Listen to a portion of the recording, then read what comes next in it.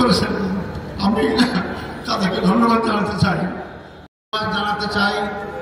আমার মামলায় যে সমস্ত আইনজীবী নিয়োগ করা হয়েছিল, আমি যতদূর পত্র পত্রিকার মাধ্যমে জানতে পেরেছি, পড়তে পেরেছি, অত্যন্ত সাবলীল সুন্দর যুক্তি উপস্থাপন করার মাধ্যমে আমার মামলার অসারতা, দুর্বলতা সমস্ত কিছু প্রকাশ করতে পেরেছেন এবং আন্তর্জাতিকভাবে স্বীকৃত যে এই মামলার মাধ্যমে আমার অতীতের আগের সরকারগুলো কিভাবে নির্মমভাবে আমাদের আগের ভাইদেরকে হত্যাকাণ্ডের মাধ্যমে তাদেরকে দুনিয়া থেকে বিদায় করেছেন। সম্মানিত ভাই বন্ধুগণ, আমি এরপর ধন্যবাদ জানাতে চাই যাদের কারণে আজকে মুক্ত হওয়ার সুযোগ পেয়েছি।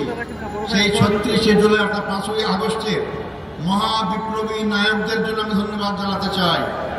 তাদের অক্লান্ত পরিশ্রম, আন্দোলন, তাদের মাধ্যমে স্বৈরাচার ফ্যাসিস্ট সরকারের পতন হতে বাধ্য হয়েছিল।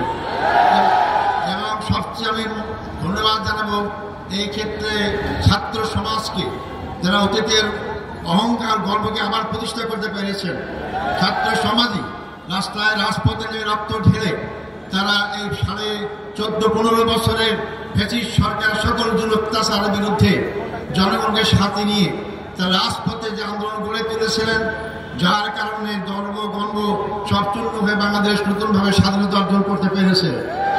আমি ধন্যবাদ জানাতে চাই ছাত্র, যুবক, শিক্ষক, সকল পেশাজীবী, সকল নারী পুরুষ, এমনকি শিশু বাচ্চাদেরকেও আমি দেখেছি তারা রাজপথে সেদিন নেমে এসেছিল।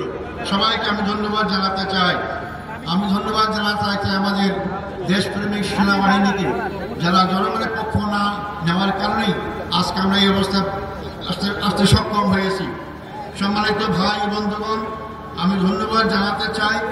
আমি দেখেছি, আমাকে বলেছে আমার মুক্তির জন্য আমি একজন নগণ্য ব্যক্তি, অনেকে রোজা রেখেছেন, অনেকে সিয়াম পালন করেছেন, অনেকে মানত করেছেন।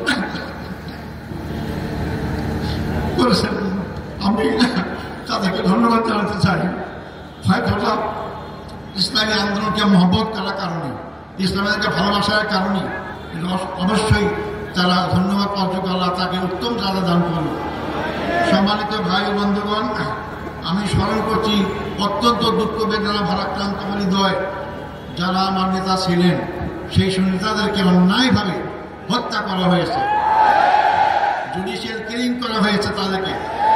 আমাদের সৈয়দ নেতা বাংলাদেশ জামাত ইসলামীর আমির শহীদ মৌলানা মতিউর রহমান নিজামী, আমাদের সৈয়দ নেতা জনাব শহীদ আলী হাসান মোহাম্মদ মুজাহিদ, আমাদের সৈয়দ নেতা জনাব মোহাম্মদ কামারুজ্জামান, আমাদের সৈয়দ নেতা জনাব মোহাম্মদ আব্দুল কাদের মোল্লা, আমাদের সৈয়দ নেতা জনাব মোহাম্মদ আব্দুল কাদের মোল্লা। এরপরে সবচেয়ে দুঃখজনক হচ্ছে যে আমাদের সমাজ শ্রদ্ধার পাত্র, সারা দুনিয়ায় পরিচিত আন্তর্জাতিক খ্যাতিসম্পন্ন আলেমুদ্দিন হযরত মওলানা দিলওয়ার হোসেন সাঈদীকে বিনা চিকিৎসায় হত্যাকাণ্ডের হত্যা করা হয়েছে। আমি এটাকে সবাইকে স্মরণ করছি। সাথে সাথে আমি স্মরণ করতে চাই আমাদের সদ্য নেতা মীর কাসেম আলী সাহেবকে। তাকে সর্বশেষ তার ছেলেকে গুম করা হয়ে যদি দেখতে চেয়েছিলেন, তাকেও দেখতে দেওয়া হয় নাই, তাকে ফাঁসির কাছে ঝুলিয়ে তাকে হত্যা করা হয়েছে। আমি সাথে সাথে জাতীয়তাবাদী দলের নেতা জনাব সালাউদ্দিন কাদের চৌধুরীকেও ফাঁসির কাছে ঝুলানো হয়েছে। আমি সেটারও স্মরণ করতে চাই।